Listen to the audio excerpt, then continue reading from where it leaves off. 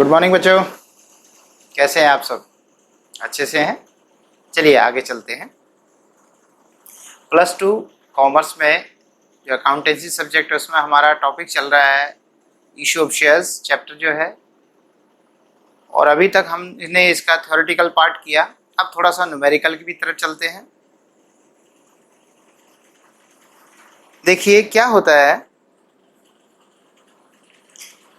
एक कंपनी मान लेते हैं कि वो 10 रुपए के शेयर्स हैं। मान लीजिए 1,00,000 शेयर हैं, 1,00,000 शेयर्स ऑफ ₹10 ईच, ये इशूड किए हैं।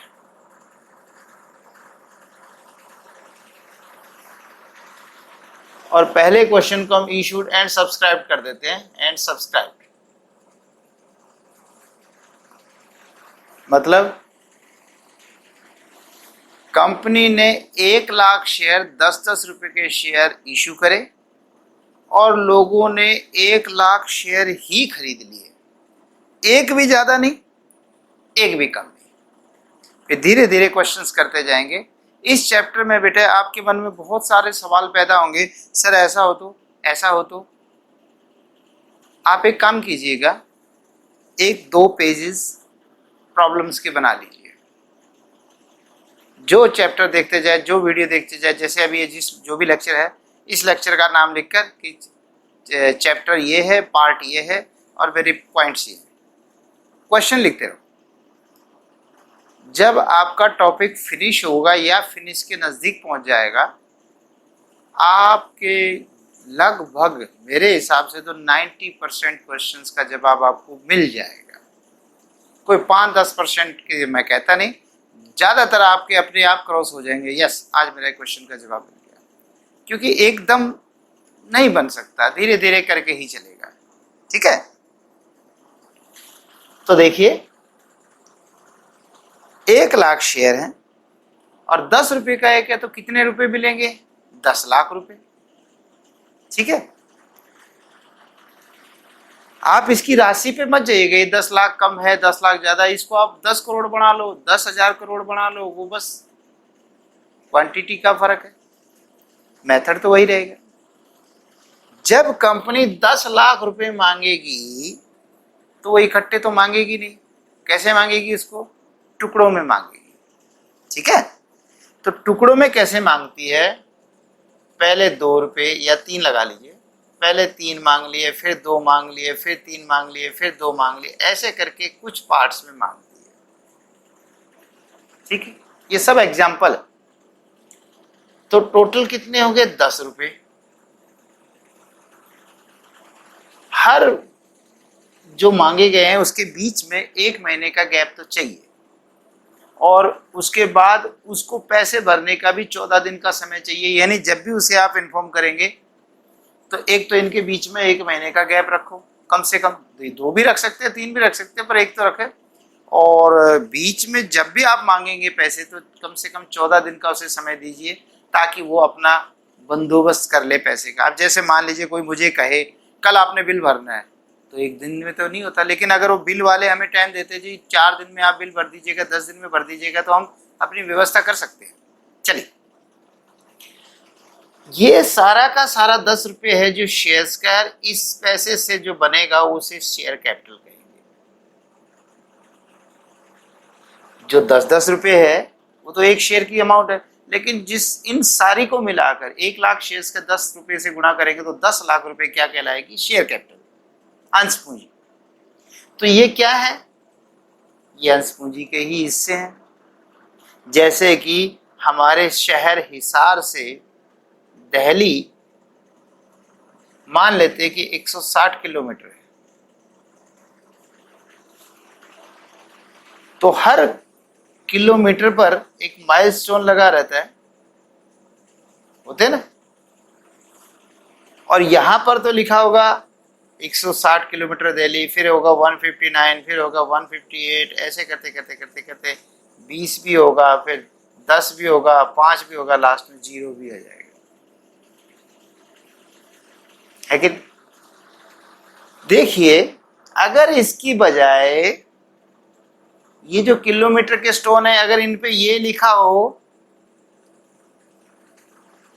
दिल्ली 1 मीटर कम हो गया, बजाय लिखा हो दिल्ली 160 किलोमीटर, 159, 158, इसकी बजाय लिखा हो दिल्ली 1 किलोमीटर कम हो गया, दिल्ली 1 किलोमीटर कम हो गया, और बाई दी कोई आदमी सो गया थोड़ी देर के लिए, और सोने के बाद उठते ही देखे, तो उसे ये तो खुशी होगी दिल्ली 1 किलोमीटर और कम हो गया, लेकिन उसे ये कैसे पता चलेगा अभी दिल्ली कितनी दूर है? कोई पूछे दिल्ली कम हुई, हाँ जी कम हुई, गाड़ी चल रही है, कम हो गई, पर पता कैसे चलेगा? इसी तरह से अगर मैं इन सबको शेयर कैपिटल कहूं तो मुझे कैसे पता चलेगा कि मैं कौन से पायदान पे खड़ा हूं? तो क्या करते हैं हम क्या करते हैं, इनके अलग अलग नाम रख देते हैं सुविधा के लिए। तो रखो नाम, आज इनका नामकरण हो रहा है। जो सबसे पहला पैसा मांगा जाएगा वो लोगों से एप्लीकेशन के तौर पे मांगा जाएगा। देखिए, अगर कंपनी पब्लिक को शेयर इशू करना चाहती है तो एक तो उसे प्रोस्पेक्टस इशू करना पड़ेगा, जिसमें कंपनी की डिटेल होगी, सारा कुछ होगा, और उसी में ये भी लिखा होगा कि हम कैसे कैसे पैसे मांगेंगे। तो जो पहले 2 रुपए मांगे, 3 रुपए मांगे जाएंगे, उसका नाम है शेयर एप्लीकेशन मनी।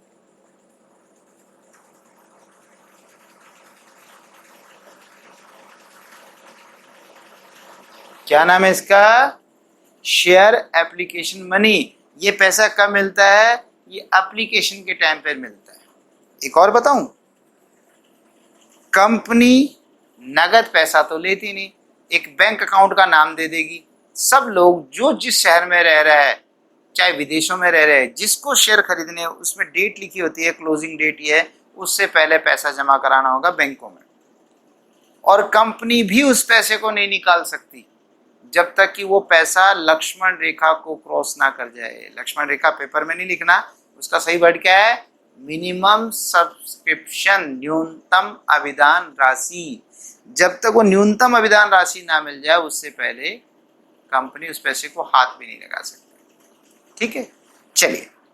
तो क्या होता है, प्रोस्पेक्टस के साथ अंदर एप्लीकेशन फॉर्म होता है।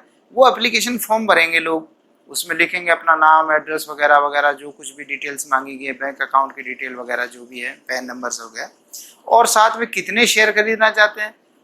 ठीक है, तो जैसे 3 रुपए मांगे हैं तो जिसको जितने शेयर खरीदने 3 से गुणा करो, उतने पैसे भेज दो। ये याद रखना, कोई भी व्यक्ति ऐसा नहीं हो सकता जो एप्लीकेशन तो भेज दे और पता है क्या लिख दे, सर अभी पैसे थोड़ा कम पड़े, मैं बाद में दे दूं। ये नहीं चलता। ये पैसा तो जितने शेयर खरीदना चाहते हो उतने एप्लीकेशन के पैसे देने पड़ेंगे। अगर आप 10,000 शेयर खरीदना चाहते हो तो 30,000 रुपये भेज दो। अगर आप 15,000 शेयर खरीदना चाहते हो, 15 दिया 45 भेज दो। So simple. चले आगे। दूसरा, पहले वाले का नाम है एप्लीकेशन मनी। अब एप्लीकेशन मनी जब आ जाएगा, उसकी जो लास्ट डेट होगी उसके बाद बैंक से पूछेंगे जी कितना पैसा आ गया। अगर वो लक्ष्मण रेखा को क्रॉस कर चुका है तो ठीक है, अगर थोड़ी बहुत कमी है तो भाई अभी लक्ष्मण रेखा क्रॉस करवाओ किसी तरह से भी, जैसे भी होगा, यानी इतने शेयर तो खरीदने पड़ेंगे। जो भी तरीका है आपके पास, आप लगा लीजिए, खुद के शेयर खुद खरीद लीजिए, पर मिनिमम सब्सक्रिप्शन पूरा करना पड़ेगा। और अगर नहीं होता तो बस फिर वापस पैसा देना पड़ेगा, सबको सॉरी बोलना पड़ेगा। ठीक है, चलिए अब करते हैं पॉइंट पे। ऐसा क्वेश्चन तो हमारा बनता है नहीं जो एक बार पैसा आया और वापस दे दिया, नहीं कहने का मतलब मिनिमम सब्सक्रिप्शन पूरा नहीं हुआ, तो फिर तो सवाल ही नहीं बना। सवाल तो बनेगा हमारे पेपरों में ऐसा कि भाई वो आगे भी पैसे मांग सके, तो इसका मतलब वो मिनिमम सब्सक्रिप्शन तो क्रॉस करेंगे। और मिनिमम के लिए मैंने पहले बता दिया था कि वो वैसे तो कंपनी एक्ट में कोई बारे बताया नहीं कि मिनिमम कितना होना चाहिए, लेकिन हाँ सेबी ने जो गाइडलाइंस दी है उन्होंने कहा जितने इश्यू करना चाहते हो उसका 90%, जैसे कि 1 लाख शेयर इशू करना चाहते हो तो इसका 90% कितना होगा, 90,000 शेयर, 9 लाख रुपए। तो ये आपका 90,000 शेयर मिनिमम होगा। चलिए, जब पहला पैसा आ जाएगा, कंफर्म हो गया कि हाँ कंपनी खुल सकती है, मिनिमम सब्सक्रिप्शन से ऊपर चली गई, अब कंपनी के जो भी डायरेक्टर्स वगैरह हैं वो क्या करेंगे, लोगों से अगला पैसा मांगेंगे। उससे पहले एक लेटर बना देंगे। लेटर जो है लेटर ऑफ अलॉटमेंट, कि आपको शेयर अलॉट किए जाते हैं। ये अलॉटमेंट क्या होता है बेटे? आवंटित करना, उनके नाम लिख देना। तो एक सर्टिफिकेट देंगे कि जी मुबारक हो, आप हमारी कंपनी में आपको शेयर अलॉट किए जाते हैं, अब आप हमारे शेयर होल्डर हो गए, मेंबर बन गए हैं, और आप प्लीज आगे के 2 रुपए भी भेज दीजिए। एक तरफ तो लेटर ऑफ अलॉटमेंट दे दिया, मतलब कि भाई आपको शेयर अलॉट हो गए। याद रखना पहले अलॉट नहीं होते, पहले तो पैसा आएगा, फिर उसके बाद हम उनको एक लेटर भेजेंगे कि अगले पैसे भेज दो, ये 2-2 रुपए। अब जिसके पास जितने शेयर होंगे उतने भेजेगा। इसका नाम है शेयर अलॉटमेंट मनी। क्या नाम है इसका? Share allotment money. ठीक है, ये अलॉटमेंट का है। ओके, अलॉटमेंट भी हो गया। कोई कंपनी चाहे तो इकट्ठा भी पैसा मांग सकती थी, लेकिन वो चाहे तो टुकड़ों मांग सकती है। तो अगर इससे भी ज्यादा टुकड़े करने पड़ गए तो आगे के जो टुकड़े हैं उन टुकड़ों में एक टुकड़े में 25% से ज्यादा पैसा नहीं मांग सकते। तो हम क्या करते हैं, बाकी पैसे को भी हम टुकड़ों में मांग रहे हैं, तो अगला जो टुकड़ा है उसका नाम बनेगा share first call money.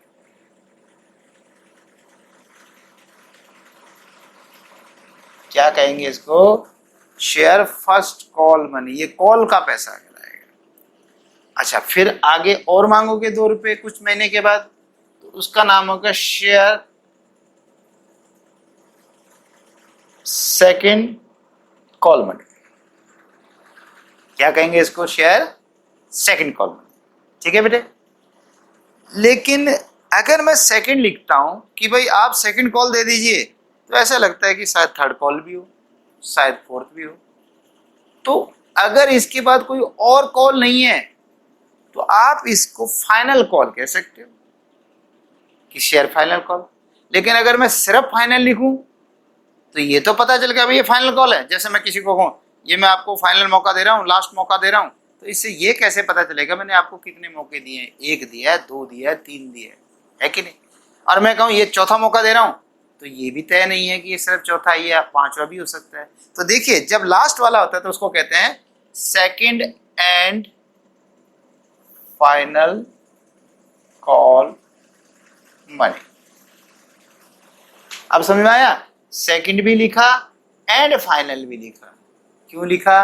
Final बताती है आखिरी है और नहीं है, सेकंड बताती है इससे पहले एक हो चुकी है। तो ऐसा नहीं कि 2 ही कॉल हो, 3 भी हो सकती है, वो डिपेंड करता है।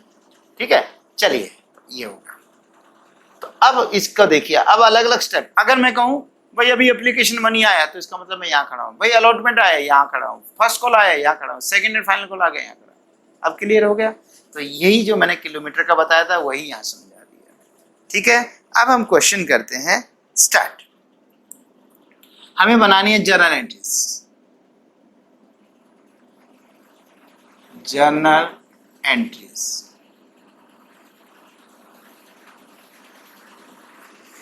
जिस भी कंपनी की है उस कंपनी का नाम लिख दीजिए। अगर पेपर में बताता ऑफ फलाना कंपनी लिमिटेड, जिसका नाम होगा उसका नाम लिख दीजिए। ठीक है, कैसे करते हैं? सबसे पहले 2-2 रुपए, 3-3 रुपए आएंगे। तो पहले आएगा, तो ये तो मैंने बता दिया बैंक में ही आएगा, तो एंट्री बैंक डेबिट। क्या कहेंगे? बैंक अकाउंट डेबिट, क्योंकि बैंक में पैसा आएगा तो बैंक में बढ़ जाएगा। ये तो याद हो गया होगा आपको। Bank debit. और किस बात का आया? आया तो शेयर कैपिटल का। मैं मना नहीं करा शेयर कैपिटल का आया, लेकिन फिलहाल जो आया वो शेयर एप्लीकेशन मनी है, तो इसका नाम लिखेंगे टू शेयर एप्लीकेशन मनी। नहीं नहीं नहीं, मनी नहीं,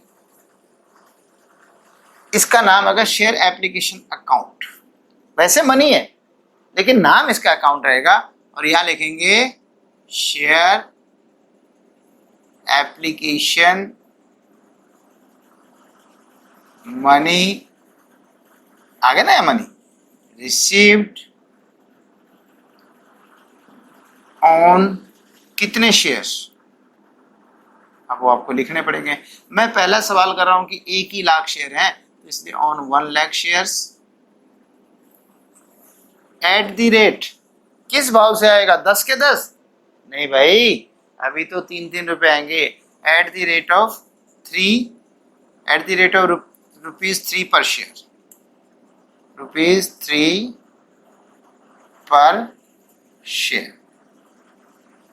लो जी, शेयर एप्लीकेशन मनी रिसीव्ड मिल गया on 1 lakh shares at the rate of 3 पर शेयर, 3 रुपए के हिसाब से मिल गया।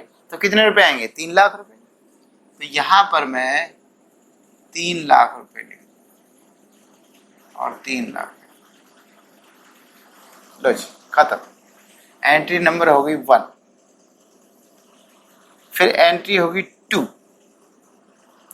पहली एंट्री हो गई, कब होगी, जब लोग पैसा जमा करा चुके होंगे, डेट बंद हो चुकी होगी जमा करवाने की, बैंक से पूछ लिया होगा और आपको कंफर्म हो जाए कि कितना पैसा आ गया, तब आप एक एंट्री कर दिए, bank account debit to share application. अच्छा, मैंने बताया था ये तो सिर्फ नाम है, असली तो पैसा शेयर कैपिटल इकट्ठा हो रहा है। Application, allotment, first call, second call, इन सब का मकसद तो शेयर कैपिटल इकट्ठा करना है। तो बेटा इस एप्लीकेशन के पैसे को शेयर कैपिटल में शिफ्ट कर दो। हाँ, क्योंकि मकसद तो हमारा कैपिटल इकट्ठा करना है। तो इस एप्लीकेशन को करोगे तो आपको पता है रूल का, एप्लीकेशन डेबिट है तो यहाँ पे एप्लीकेशन को कर दो, ये क्रेडिट है तो यहाँ पे एप्लीकेशन को कर दो डेबिट। शेयर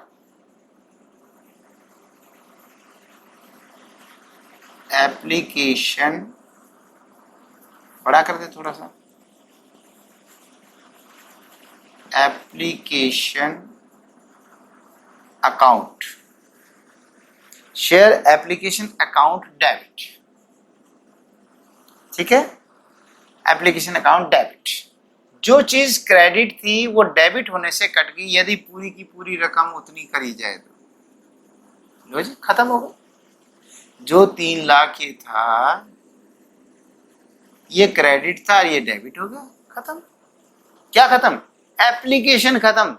तो इसको किस में शिफ्ट कर दो, शेयर कैपिटल में। तो एंट्री बनेगी टू शेयर कैपिटल अकाउंट और नरेशन बनेगी शेयर, पेन दूसरा देखता हूं,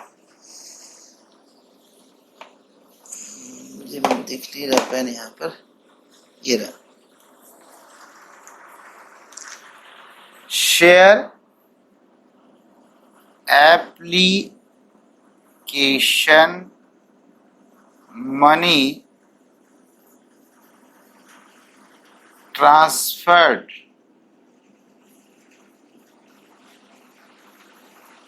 टू शेयर कैपिटल अकाउंट।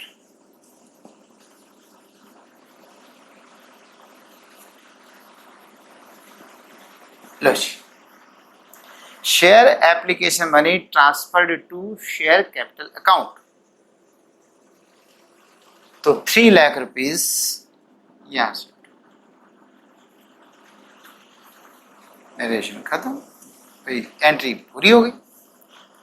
बोलिए, ठीक है, समझ में आ गई बात।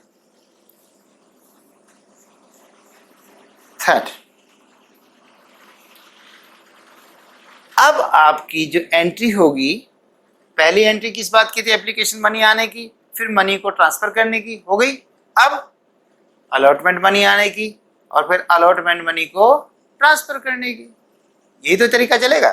तो अगली एंट्री क्या करेंगे बच्चे, अगली एंट्री शेयर अलॉटमेंट मनी आने की। तो एंट्री बताओ क्या करेंगे, बैंक अकाउंट डेबिट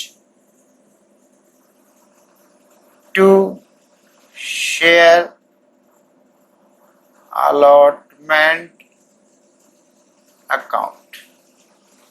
और क्या है नरेशन, शेयर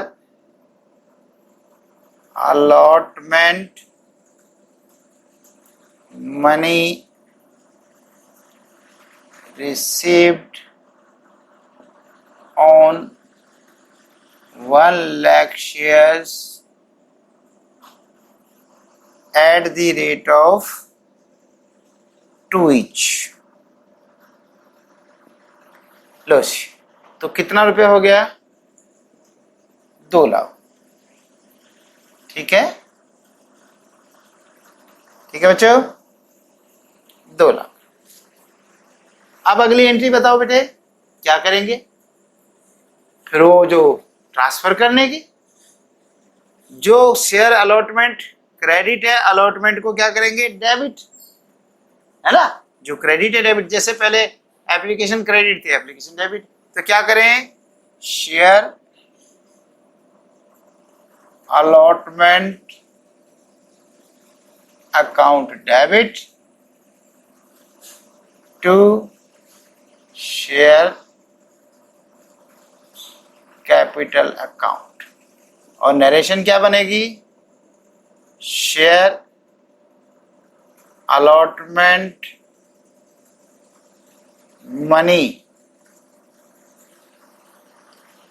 ड्यू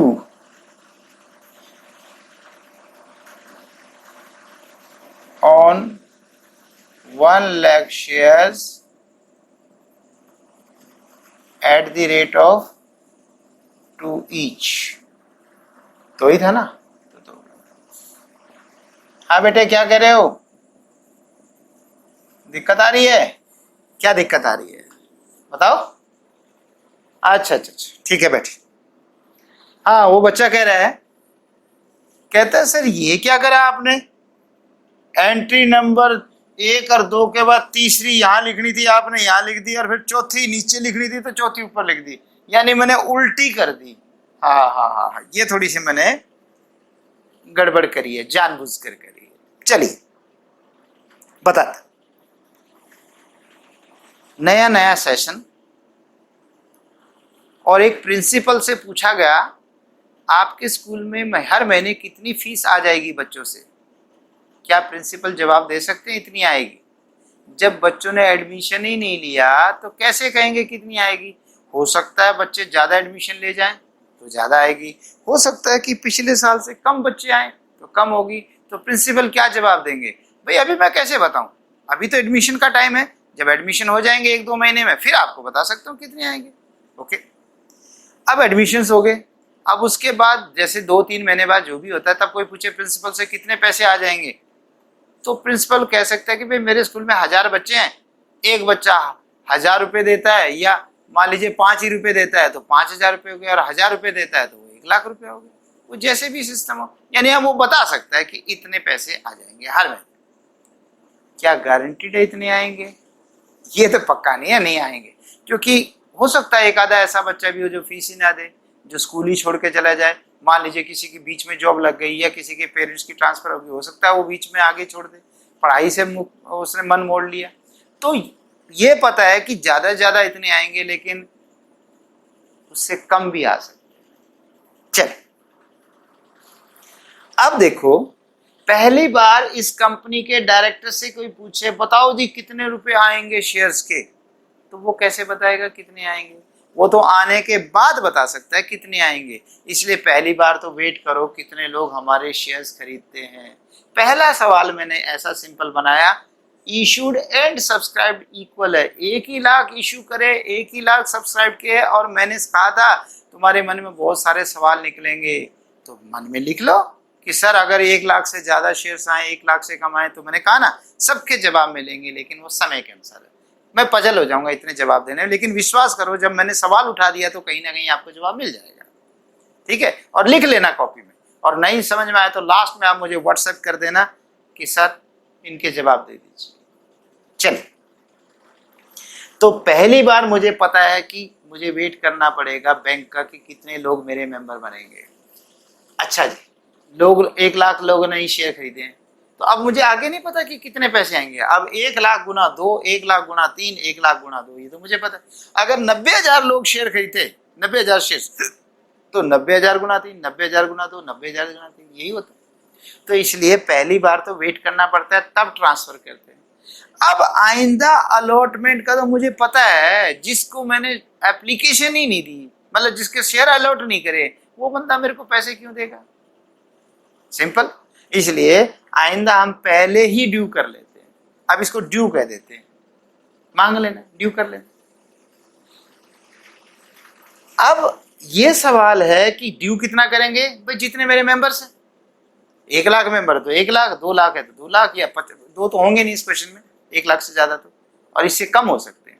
अच्छा, अब जब पैसा आएगा तो पैसा ये जो है इस तरीके से आ जाएगा, बैंक डेबिट। देखिए एंट्री वही की वही है, bank debit to application, bank debit to allotment, application to capital, allotment to capital, है वही, बस पैटर्न थोड़ा सा बदल गया। अब हम पहले ड्यू कर लेंगे और बाद में पैसे आएंगे। पैसे आने का इंतजार नहीं करेंगे, हमें पता है इतना ही आना है। ऐसा भी हो सकता है इससे कम आ जाए, मैं मना नहीं कर सकता। और एक आधा आदमी फालतू भी दे दे, फालतू मतलब आगे का दे दे, सर मैं बाहर जा रहा हूँ, वो आगे के भी रख लो, हो सकता है। लेकिन एक बार तो मान के चलेंगे 2 लाख आना। ठीक है बेटा, अब समझ में आ गई? तो कितनी एंट्रीज होगी हमारी? 4। अब 5वीं एंट्री, अब इसको मिटा दें।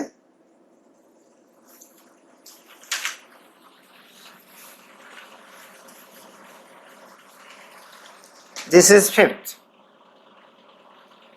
एंट्री, 5वीं एंट्री है। एक एग्जाम्पल हो गया। तो 5वीं एंट्री में बचे, अब तुम्हें पता है कि पहले आएगा या पहले ड्यू होगा? अब तो समझ में आ गया होगा, पहले ड्यू होगा। अब याद कैसे रखूं ड्यू को, करते कैसे एंट्री को, वो तो मुझे समझ में आ गई थी। अब ये कैसे याद रहेगा, बताता हूं याद करने का तरीका। जब भी शेयर कैपिटल ड्यू करोगे, ये बताइए शेयर कैपिटल का बैलेंस कौन सा था? शेयर छोड़ो, कैपिटल का बैलेंस बता दो। कैपिटल का बैलेंस क्रेडिट होता है, तो पहली बार कैपिटल क्रेडिट होगी टू शेयर कैपिटल। लीजिए, कैपिटल क्रेडिट हो, कैपिटल क्रेडिट, तो डेबिट क्या होगा?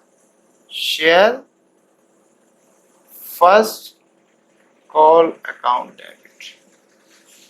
बोलिए, अब वो नरेशन तो लिख लोगे ना, क्या लिखोगे?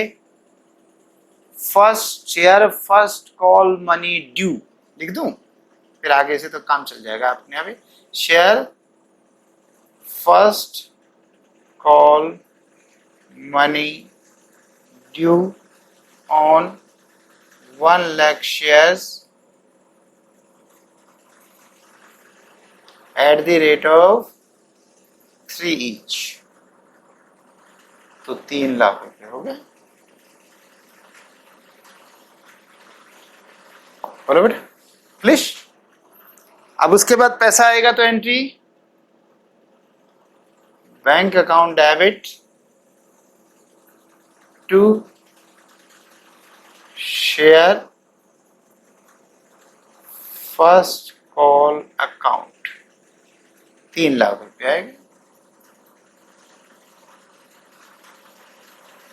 और वो तो आपको पता ही है, अब तो एंट्री आप तो कर सकते हो कि share first call money received on इतने शेयर्स। फिर उसके बाद 7वीं एंट्री बताओ। अब तो आसान हो गया होगा, capital credit to share capital account, credit हो गया। और डेबिट क्या होगा? Share second and final call account debit. और कितना भाई? 1 लाख गुना 2 लाख रुपए।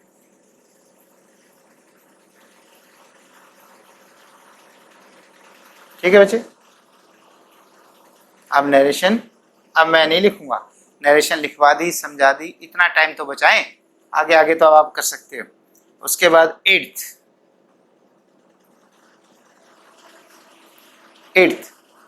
एंट्री में क्या होगा? बाद में पैसा आएगा, bank account debit to share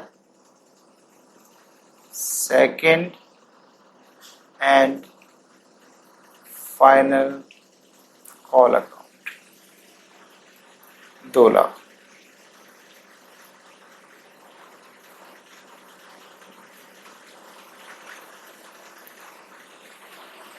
इनको यदि मैं बैलेंस शीट में डालूं,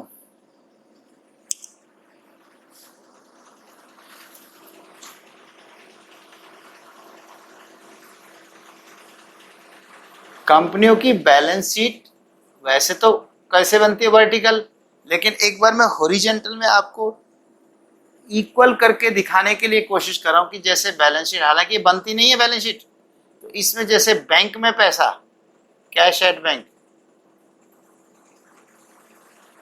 कितना हुआ देखिए, 3 लाख बैंक में डेबिट, फिर आपका यहां पर 2 लाख डेबिट, 5 लाख डेबिट, फिर आपका यहाँ पे 3 लाख डेबिट, 8 लाख डेबिट, और फिर यहाँ पे 2 लाख डेबिट, 10 लाख। तो बैंक पे कितना हो गया, 10 लाख रुपए,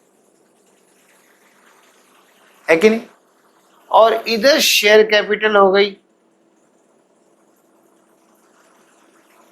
शेयर कैपिटल, कैपिटल देखें, एप्लीकेशन से एप्लीकेशन कट गई, अलॉटमेंट से अलॉटमेंट कट गई, फर्स्ट कॉल से फर्स्ट कॉल कट गई, यानी ये फर्स्ट कॉल से ये फर्स्ट कॉल कट गई, और ये सेकंड कॉल से सेकंड कॉल कट गई।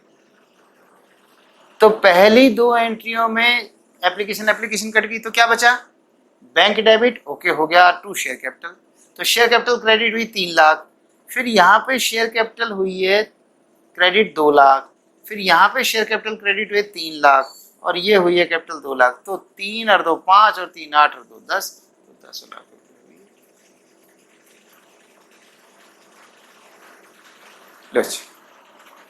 तो कैपिटल भी 10 लाख और बैंक में भी 10 लाख। मैंने पहले बताया ये परफॉर्मा नहीं चलता, लेकिन पुराने में चलता था, दोनों चलते थे, ये मेथड भी वो है, लेकिन 2013 की बैलेंस शीट में नहीं चलता। पर आपको समझाने के लिए, ताकि ये दिमाग में तो आ जाए, एसेट्स भी उतनी बड़ी, लायबिलिटी भी उतनी बड़ी, और बाकी अकाउंट आपस में कट गए। कैसे कट गए, चाहे चेक कर लो, एक एप्लीकेशन अकाउंट खोल के देख लो, शेयर एप्लीकेशन अकाउंट कैसे खोलते हैं। शेयर एप्लीकेशन में क्या लिखेंगे, बाय बैंक, ठीक है ना, बाय बैंक 3 लाख रुपए, और फिर शेयर एप्लीकेशन में क्या लिखेंगे, to share capital, to share capital 3 lakh. तो बेटा हो गया, बंद तो हो गया, इसीलिए तो कह रहा हूं करने की जरूरत नहीं है, लेकिन समझाया ऐसे, ठीक है। तो इस तरीके से आपका दोनों साइड बराबर हो गया, ठीक है। अगर मैं इन सारे झमेले को एक साथ जोड़ के बताऊं और आपसे पूछूं, क्या पूछूं, कि एक एंट्री क्या बनी निचोड़ करके सारी, ये कट गया, ये डेबिट हो गया, ये क्रेडिट हो गया, कट गया कट गया कट गया कट गया, तो फिर बचा क्या, बचा पता क्या है, बचा है बैंक अकाउंट, तो डेबिट बच गया 10 लाख रुपए, और टू शेयर कैपिटल हो गया 10 लाख रुपए, ये एंट्री बच गई। सब निचोड़ करके यही निकला है, बैंक में डेबिट और शेयर कैपिटल क्रेडिट, तो यही मैंने बैलेंस शीट में दिखाया, ठीक है। चले बच्चे आगे। अब मान लेता हूं ये जो सारा काम किया, इसमें खर्चा भी तो आता है। जब आप प्रोस्पेक्टस इशू करोगे, इशू तो छोड़ो, पहले तैयार तो करोगे। अब ये वीडियो लेक्चर ही देख लीजिए, मैं अपलोड करूंगा इसको यूट्यूब चैनल पे, वो तो बाद में होगा, पहले तैयार करना पड़ता है, और तैयार की पहले व्यवस्था करनी पड़ती है, तो है कि नहीं। तो इसी तरह से जब कंपनी इशू करती है तो प्रोस्पेक्टस में क्या लिखा जाए क्या ना लिखा जाए, अब अनपढ़ आदमी तो नहीं कर सकता, या अनाड़ी तो नहीं कर सकता, इसके लिए तो बड़ा ज्ञानी आदमी होना चाहिए जो प्रॉपर सिस्टम से बनाए, जिसको कानूनी ज्ञान हो। तो बेटा उसकी खर्ची फीस, फिर जो बनाएगा फिर उसको प्रिंट करवाओगे, प्रिंट का खर्चा है ना, फिर उसके बाद अखबारों में दोगे तो अखबार वाले भी कौन से फ्री में ऐड दे देते हैं, या टीवी में भी बताओगे तो ऐड तो लगेगा ना खर्चा, तो ये सारे खर्चे लगते हैं। इनको बोलते हैं प्रीलिमिनरी एक्सपेंसेस, प्रारंभिक व्यय। कौन से होते हैं प्रारंभिक व्यय, प्रारंभिक व्यय वो खर्चे होते हैं जो कंपनी के प्रारंभ करते समय होते हैं। इसमें से शेयर्स या डिबेंचर इशू करने का खर्चा, शुरू में जो रजिस्टर्स लाओगे, बहुत सारे रजिस्टर वगैरह मेंटेन करने पड़ते हैं, तो वो खर्चा भी प्रारंभिक है ना। कई बार कोई चालू व्यवसाय खरीद लिए, चालू का मतलब है जैसे मान लीजिए हम एक तेल मिल खोलना चाहते हैं, ऑयल मिल, और हमने एक दो दोस्तों को बताया कि भाई हम तो ऑयल मिल खोलने की सोच रहे हैं। इतने में कोई ऑयल मिल वाले को पता चल गया और वो तंग आ रहा था ऑयल मिल से। वो कहता है सर आप मेरी ऑयल मिल खरीद लो, मैं जाना चाहता हूँ, मुझे यहाँ से जाना है। तो मैं अगर नई ऑयल मिल खरीदूं और उसमें करोड़ों रुपए लगते हो, शायद वो सस्ती मिल जाए, है कि नहीं? तो कई बार हो जाता है, चलो जी ठीक है, हम तो खरीदने के मूड में थे, हम इसी को चला लेते हैं, तो आगे ना। तो अगर किसी व्यवसाय को, चालू व्यवसाय को खरीदो तो उसमें भी प्रारंभिक व्यय लगते हैं, ठीक है। जैसे कि वो जो बिजनेस जितने में बेचा जाएगा, मतलब हम खरीदेंगे तो ऐसे थोड़ा कि उसने जितने मांगे हम उतने दे देंगे, हम एक वैल्यूअर को लगाएंगे। एक चार्टेड अकाउंटेंट हो सकता है, कॉस्ट वैल्यूअर हो सकता है कि भाई आप बताओ इसकी कितनी वैल्यू होगी, तो वो हर चीज कैलकुलेट करेगा। इनकी बिल्डिंग इतनी पुरानी है, इतने की होगी, इनकी जमीन इस शहर में इतनी महंगी होगी, मशीन इतनी चल चुकी है, इतने की होगी, और लास्ट में बताएगा सर आप इतने लाख में तो ठीक है, पर उनके हिसाब से इतने करोड़ में ठीक नहीं है। तो वो जो वैल्यूएशन करता है उसका जो खर्चा लगता है वो भी प्रारंभिक खर्चों में आता है, ठीक है। इसी तरह से कोई डिस्काउंट वगैरह भी देना पड़ जाए तो ये सारी चीजें, कहने का मतलब कंपनी के प्रारंभ से संबंधित, प्रारंभ करने से संबंधित जो खर्चे लगते हैं उनको हम प्रारंभिक व्यय कहते हैं। तो देखिए क्वेश्चन कहता है प्रीलिमिनरी एक्सपेंस, प्रारंभिक व्यय को प्रीलिमिनरी एक्सपेंस कहते हैं कि प्रारंभिक खर्चा भी हुआ है 10,000 रुपए का हुआ है। तो शेयर इश्यू एक्सपेंसेस बनेगा share issue expenses account debit, और टू क्या बनेगा, टू बैंक। देखिए आप पैसे चले गए बैंक से, मान लेते हैं 10,000 रुपये हुआ है तो 10,000 रुपये, तो जो प्रीलिमिनरी एक्सपेंसेस कहलाते हैं ये इसमें से 10,000 रुपीज, ठीक है। आगे समझ में? अच्छा, अब एक पॉइंट, ये पॉइंट एंट्री नंबर हो गई 8 के बाद 9, और एंट्री नंबर 10 क्या दिख जाएगा यहाँ पे, या ऊपर कर दूं? इससे देखिए पहले, इससे फर्क क्या पड़ेगा, इससे आपका बैंक में 10,000 कम हो जाएगा, जहां 10 लाख रुपए था वहां 9,90,000 हो जाएगा। लेकिन शेयर इश्यू एक्सपेंसेस जो है वो यहां पर एक मिसलेनियस एक्सपेंडिचर होता है,